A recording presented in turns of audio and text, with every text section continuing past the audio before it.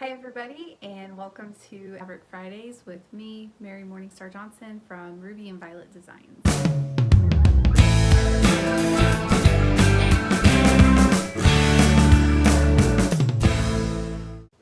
On today's episode, I'm really excited to talk to you guys about how to take ideas and translate them into quilt blocks. I'm going to show you 3 different examples of where I took inspiration from a couple of artists, and then I took inspiration from a board that somebody had given me for a baby's nursery, that they were kind of putting items together for this baby's nursery, and a quilt block that I designed specifically around that nursery idea. So I'm excited to show you guys my fabrics that I used, and it was basically just a kind of a culmination of a lot of my scrap fabrics, because as you know, I've been kind of on a kick to get my scrap fabrics used up. So some of them I don't know where they came from necessarily, or remember where they came from, or who they're designed by.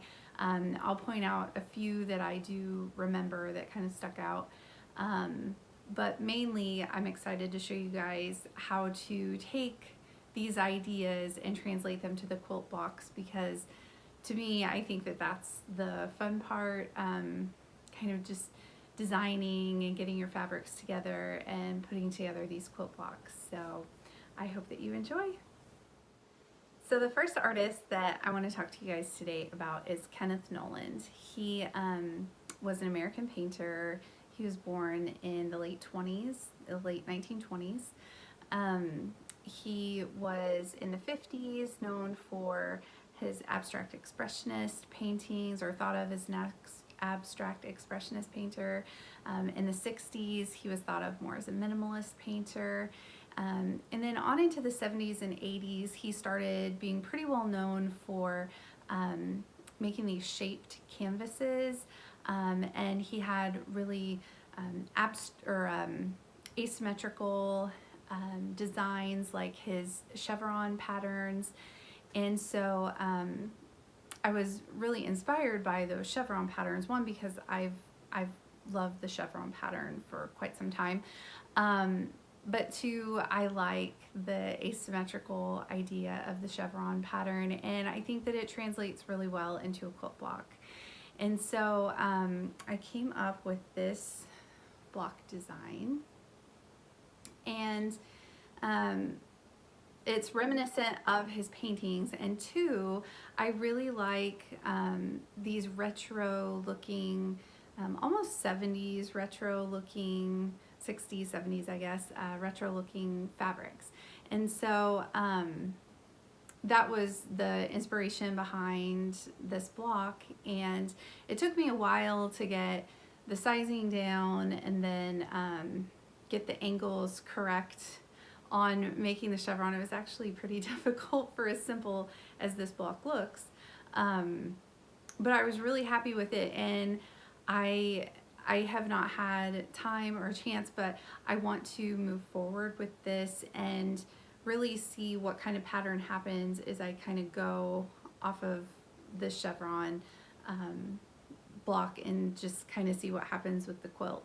And so anyway, I was really inspired by him. I think that it's difficult sometimes to look at abstract artists, and I've never really, well, my husband and I went to the same art school, and he studied painting, and he's very interested in and does a lot of color field paintings, and he's really into abstract expressionism. And so just listening to him talk about these paintings and listening to these documentaries that we've watched on these different artists, it's really helped me to understand a little bit more. It's not just, Jackson Pollock just splattering paint on a canvas and thinking, gosh, even my 2-year-old can do that kind of artwork. There is a lot more thought involved in abstract expressionism, color field paintings,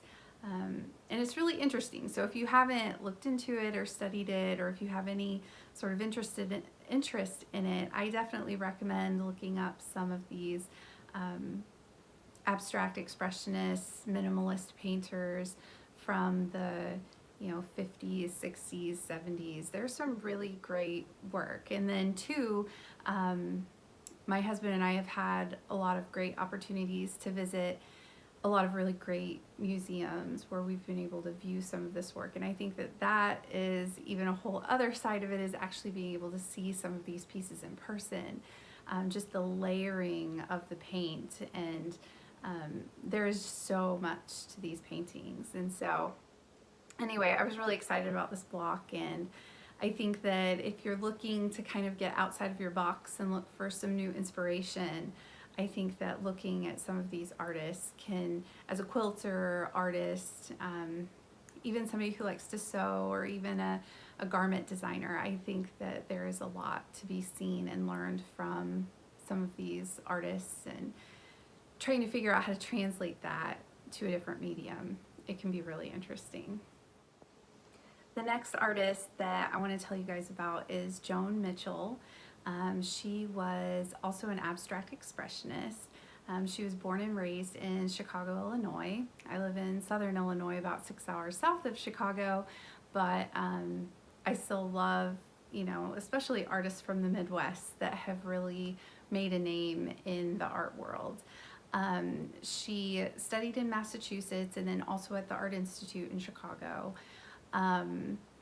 And then she went on to move to New York, and she, I guess, just wasn't feeling it, and so she ended up getting a scholarship to go and study in France. And so she is one of the few females in the abstract expressionist movement to actually make it for being an abstract expressionist during the 50s, 60s, going into the 70s. So I'm going to show you guys the painting that I was inspired by. And then, so from that painting, I came up with this block.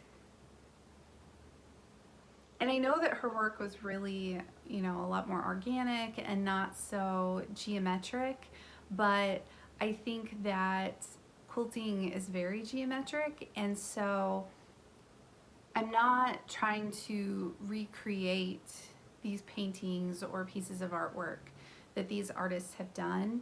I'm more gaining inspiration from their color palettes. I felt like in the piece she did have a really almost a gridded design to her painting. And so I think that that painting translated well into this quilt block. And then of course, mainly the color palette, I think, is what I was kind of after as well, because I love a lot of these colors, especially together. And so I was really excited about this quilt block. I think that it incorporates a lot of the purples, yellows, grays, and blacks that she used. And I hope that maybe that's a little bit inspirational to you. So the final block that I want to show you was inspired by this nursery inspiration that I got from a really good friend. She and I actually had our first babies around the same time in two different places. She was living in Okinawa and I was living here in Illinois. And I wanted to quilt her a baby quilt, and someday I will still try to get it done. But silly me, I thought that I was gonna have all this time with a newborn baby to do some sewing and quilting, and that simply didn't happen. And so anyway, but I still have this nursery inspiration, and I still did make this block based on it, and I still have the fabrics, and so I will someday get this quilt done. But I want to show you how you can take inspiration from maybe a room that you're designing, or something in your house where you want to quilt, and then put that together and translate it into a quilt block. So here is the nursery inspiration, and she had a little girl, and so the bright colors alongside this sort of pastel with a lot of greenery inspiration, and my friend, she's a graphic designer, and so she loves type. And so anyway, I was online, and I know that this is a template for paper piecing, but at the time I thought, oh, that would be a great block to do this hexagon block. And so here is what I came up with. And again, I wasn't trying to match anything exactly. I was just pulling some of the colors and patterns and ideas, you know, this very earthy, organic pattern alongside the chevrons that you kind of get from these shapes in the rug, and then of course tying in the bright colors from the painting and the flowers. And so anyway, I just think that it's fun to take these ideas or pieces of artwork and really pull from them and use them as inspiration to design a quilt block that is very interesting to me and very fun. And I'm gonna continue down this path and kind of see where it takes me. And so anyway, I hope that I gave you some good ideas, and I hope that you saw some fun fabrics, and happy quilting. And I also haven't mentioned, I hope everybody had a great Thanksgiving, ate a lot of food, and had a great time with family, either in person or via Zoom, or however you spent your Thanksgiving. I hope that you guys enjoyed today's episode of Fabric Fridays with me, Mary Morningstar Johnson from Ruby and Violet Designs, and I will see you guys back again next week. Bye.